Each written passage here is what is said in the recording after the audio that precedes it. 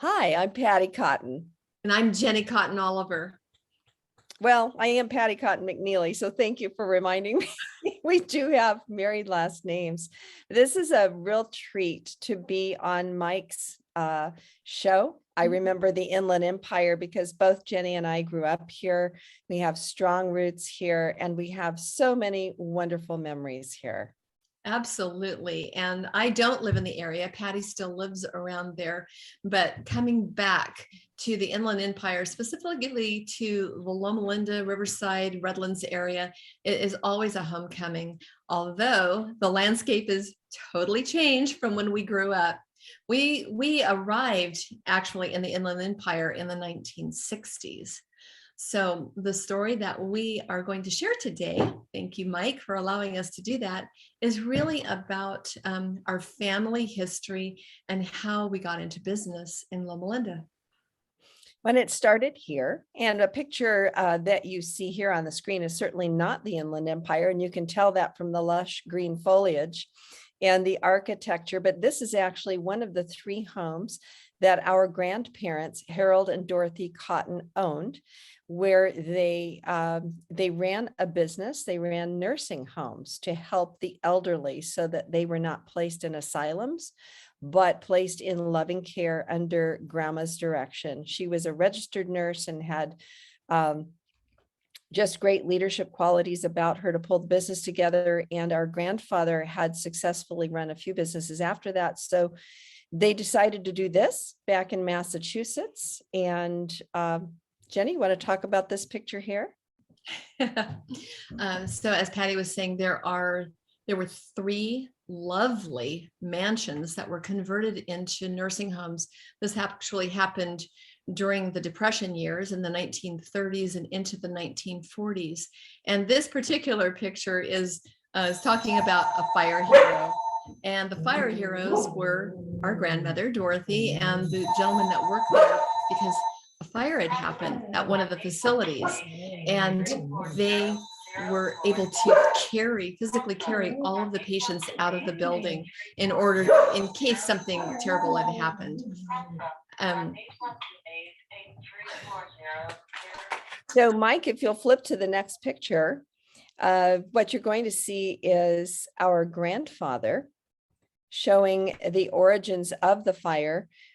He was always a great one for being on hand to forensically investigate what had happened and how to fix it. Grandpa did not finish school past, I think it was the 5th or 6th grade. And although sometimes some of us remember that it was only 3rd, we have a lot of folklore in our family, or folkloric tellers. But Grandpa, even though not a 6th grade graduate, was the inventor of many things and built successful multi-million-dollar businesses during his youth. And here is a picture of some things for sale, probably coming out of his, I believe it's his steel business during the war, of things that were unused that he was selling off. But he was always doing something. And so while Grandma was transporting patients out of the fire, he was probably commandeering everyone and directing, as we know him. Jenny, anything about that? One of the interesting things about the nursing homes, Grandpa did have a welding school, and during the war years, he fabricated many things for the Naval Yard. I have several letters actually of commendation from the Naval Shipyard, thanking them for the not only on time, but the advanced obtainment of the materials that they were making for these warships and submarines. But also they said, you have 100% track record. Nothing is ever returned. Everything is up to snuff. It's not just a good quality, it's best quality. So the letters of commendation we have in our possession are really, really, we cherish those. But he always was an entrepreneur. The whole family seems to have an entrepreneurial spirit. And when a couple of these large homes became available, was actually the Depression and people were losing money. Grandpa had money in his pocket one day, and when one of his friends walked out from his large home and he said, I don't know what to do, I have to sell everything off. Grandpa said, what do you mean sell everything off? He said, I have to sell this home. Grandpa said, how much? And he had a payroll in his pocket, and he said, I'll buy it from you. So he bought one of those homes for $14,000 and gave it lock, stock, and barrel right to Grandma, gave the title over to her. He said, here you go, Dot, here's another nursing home for you. So during the rest of the Depression years, they obtained a total of 3 homes and employed all the family off and on in those nursing homes. So our father was born in 1931 and left for Pacific Union College in the late 1940s. But during all of those years leading up to there, probably starting in the late 1930s, he lived in and worked in nursing homes. So it was just normal for them. So that was the legacy. That's the backdrop to what you're seeing on screen now. So because of Grandma and Grandpa's, the history that they brought to healthcare and so forth in the family, Dad, at the age of, Jenny was at 35, I believe, decided we'll share the reasons in a moment, but he decided that he was going to open a retirement center. And really the reason is that he was teaching at La Sierra University as a professor of religion. My mother at the same time was a young gospel singer and gospel artist for the church as well. And at a certain time, a certain moment, they recognized that Mother would not be able to contribute her gifts in the way that she was called to do in the church unless he could figure out something to support her monetarily. And thus Heritage Gardens was born. Jenny? It did open on Dad's 35th birthday in 1966. And it was a facility that was unusual at that time because one of the buildings was entirely a convalescent side, and then another complete building was a retirement center. And the idea was that people could come, move into the retirement, and then if they needed convalescent care or any kind of long-term care afterwards, they could move up to the other side. There were several people there. Patti and I both grew up working there. So there were several people, several residents that lived in the retirement side who had spouses up in the convalescent. And it was just a lovely, loving family atmosphere. We spent every Friday evening going over and doing Vespers, talking with retired missionaries. We had a very rich growing up in that respect and getting all kinds of jobs. I think Patti had more jobs than I did there, but we did everything from washing diapers to feeding to, and you name it, we did it. Yeah. Social things, secretarial things. It was a blast. There are some trees there. I think one of those is an olive tree, but I remember during olive harvest time, people would come over and they said, can we harvest those olives? And so for years, some of the neighbors around would come and harvest olives and cure some. And I think we got a few of them, but that was kind of neat. But they just loved the idea of olives. The olive leaf is like symbolic of healing. And so Dad always liked symbolic things. There were all kinds of symbolic things that were around Heritage Gardens. One of the misconceptions about the retirement center's founding was that Grandpa, the story floated around that Grandpa had not only funded it, but also developed it. But in fact, Dad did that himself. And so he was very proud of the fact that he had come from this legacy, but also proud of the fact that he was able to figure out how to do it himself. Although Grandpa always hung around to give advice whenever desired or undesired. So he was always there to lend a helping thought. And here's Dad at his desk. As Jenny pointed out earlier to me, we were reviewing the pictures. There's a nautical theme to the background.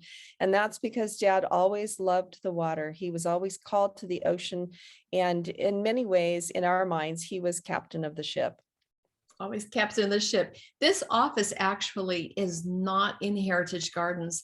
This is when in the early 1970s, he was approached by Loma University, some folks over there to build a general hospital, a community hospital, instead of having just the university. They felt like there was actually a need for more beds, but also something that was friendly to more of a community feeling rather than a university setting where we had a lot of students that would come in and participate in the care and in the learning experience for any kind of medical care.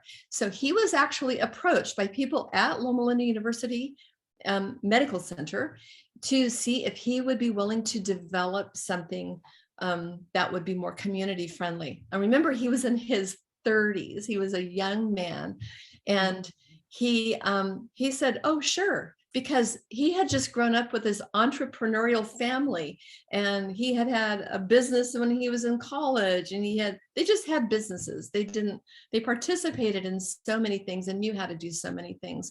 So when he said yes, they had a parcel of land that was right beside Heritage Gardens, and it was just a perfect place. It had already been zoned to be an extension or an expansion of the convalescent center. And so he goes, "Oh yeah, well, we can just put it right on there. We already have the property and it's all cleared. It's ready to go." And from this, you can see new hospital plan evokes opposition in Loma Linda. Well, Yes. that began a saga. Oh, that was a saga. In fact, there were more than 26 hearings before it finally went through. I can't recall whether it was 26 or 29, but Dad had some real tenacity and perseverance. He had been asked to do this by the medical center. They had needed extra beds and so forth. And once he got the bug to help and to contribute, he just persevered. And you will see here that it says residents will object to the proposed hospital. Some neighbors said, "Well, my dog won't like the noise." And of course, they were only a quarter of a mile from the medical center where all the ambulances were running through anyway. But it was great opposition in many corners, and quietly great cheerleading from other corners as this went on. And so not all was opposition, although the opposition was quite noisy. There were others that were fervently hoping that this would go through to help serve more of the community and to provide for more services. It was very unpopular there, though, to champion the cause. And so, as Patty said, it was kind of like under the table, not under the table, that's the wrong term, but just on the side. People were telling Dad, "Keep going. We really believe that the political atmosphere of Loma Linda is kind of lopsided, and we would like to see another hospital in place that wasn't controlled by the university." And I have an article here, the Loma Linda Bulletin, which is hard to see because I have myself on blur. Well, anyway, it's the Loma Linda Bulletin that was dated February 17, 1971, when the Loma Linda finally goes through. It says the acute facility will go up next to Heritage Gardens nursing home, and it had been finally approved. Now, it didn't turn out to be right next to it because they had to purchase land across the street and take down yet another orange grove. That was always sad to me. But 1971, it was finally approved. And people had said in this article, it's okay if we had a great big convalescent center there, but not an acute hospital. And that it didn't really make sense to me. I was a kid, but we watched the anxiety of Mom and Dad constantly, and they at home could not figure out what the opposition was if they would allow a convalescent home, but not a hospital. Anyway, that was just home I conversation. just want to note a couple of articles back, it mentioned Harold H. Cotton again, but in fact, Grandpa had nothing to do with this initiative. It was Dad.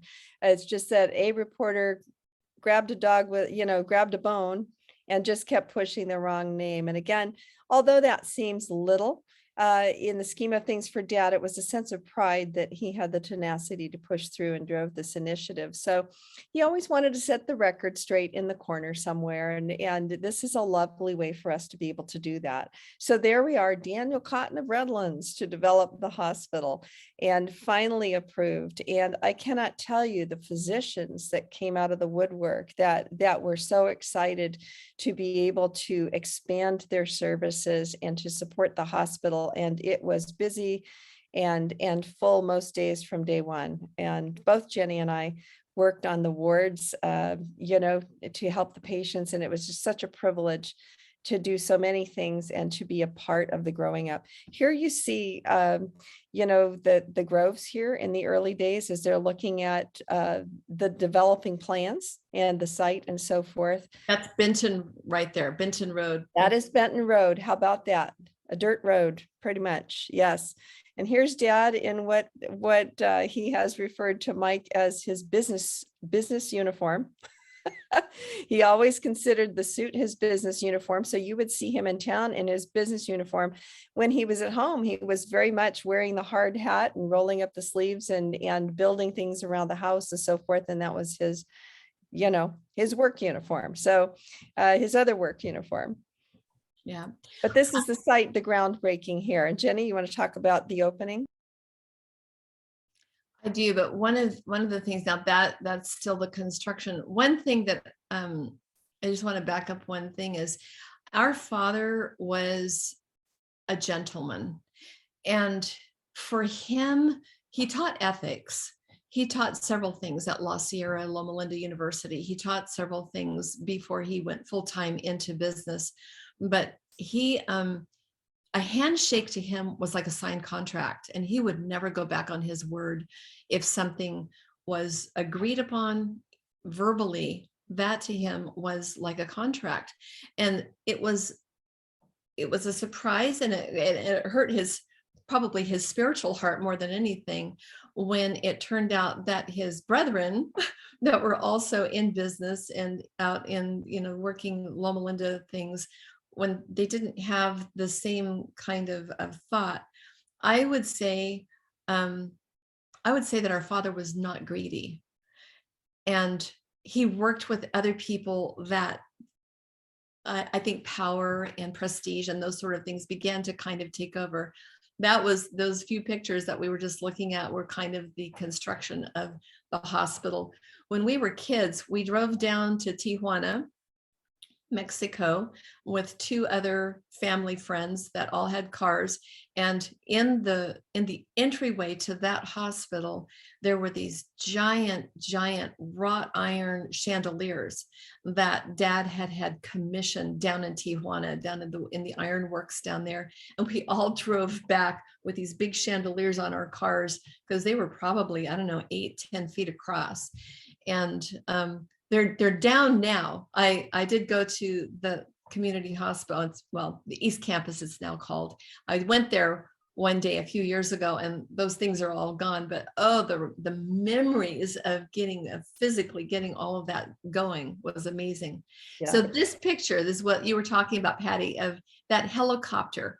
The helicopter at the opening day of the community hospital, it was called Loma Linda Community Hospital, brought in, the helicopter landed, and out walked the mayor of Loma Linda, who was Doug Welliber, and the director of nursing, Rosalie Mitchell, and the owner, president, operator of the hospital, Dan Cotton. And they kind of made this grand entrance, and they had a ribbon cutting, and it was just a grand day. And then they took off in the helicopter again. It was kind of a splash. And I don't know if this is the way it went down, but I kind of feel like our mom might have been behind something like that, because she just loved to do a splash of something. That's true. I'm sure that was her idea. Dad was actually a little bit introvertish and retiring. So it does sound it's somewhat orchestrated by a female part of the family. Yes, absolutely. To this day, what is heartwarming to me, Jenny, and probably to you, is that I will run into people that I don't know, and they'll say, "Are you Dan Cotton's daughter?" And I will hear a story of how he helped quietly, or he gave them a job when there was no job to be had. He would create one. And part of, and here's the program for the opening here. Part of his legacy, I want to say, is that he looked to help wherever he could, but you never heard about it. And it's just a lovely thing. It's just a little touch on the shoulder, a little whisper to us about his impact in the community, because he sought to do that, and everyone was valuable. And I think that's what made such a family atmosphere and cohesion in both Heritage Gardens and the hospital. People wanted to work there. They wanted to stay there. They felt like family. And it was just such a wonderful thing for us to be able to grow up in. But here is the program for the opening of the hospital. There's Jenny and Mom. Is that right, Jenny? I Oh, can't. that's Mary Ellen Bird. Oh, that's Mary Ellen Bird with you. Yes, there's Jenny and one of her, well, was that for the Volunteer opening? uniform. That's the opening. There you go. And That was so the Mary Ellen- uniform that the volunteers were going to be wearing. And it That's was so right. cute. That's right. We thought they were. Super. How exciting. Yeah. Seems like yesterday.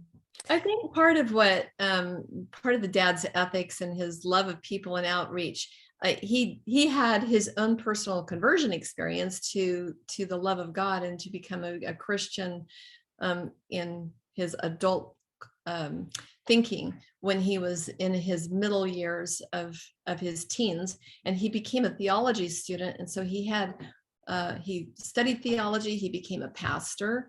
I was born, and Patty was born while he was in seminary. I was born when he was in his first church. And then right after that, he was asked to teach at La Sierra. And so he went there to teach and went into the teaching realm at that point. But he always maintained that love of God and the recognition that he had somebody higher that he was beholden to.